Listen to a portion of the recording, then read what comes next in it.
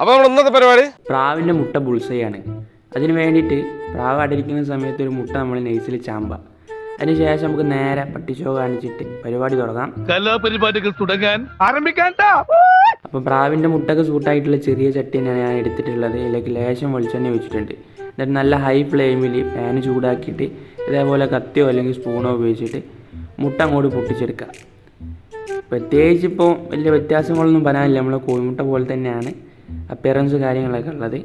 അതിന് ശേഷം മറ്റേ ചങ്ങായി ഇടണമാതിരി ഉപ്പും കാര്യങ്ങളൊക്കെ നമുക്ക് ബദറി കൊടുക്കുക. എന്നിട്ട് കുറച്ചും കൂടി ടേസ്റ്റിന് വേണ്ടിയിട്ട് ലേശം ഉള്ളിയും പച്ചമുളകും അതിൻ്റെ മേലേക്ക് അരിഞ്ഞിട്ട് കൊടുക്കുന്നുണ്ട്. അതിന് ശേഷം നമുക്ക് ലേശം കുരുമുളകും ഇതേപോലെ അങ്ങോട്ട് ബദറി കൊടുക്കുക.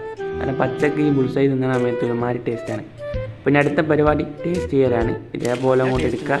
അതിന് ശേഷം ഒന്നായിട്ട് അങ്ങോട്ട് തൊള്ളയിൽ നല്ല ടേസ്റ്റ് ഉണ്ട്. നല്ല ടേസ്റ്റ് നല്ല ടേസ്റ്റ് ഉണ്ട്.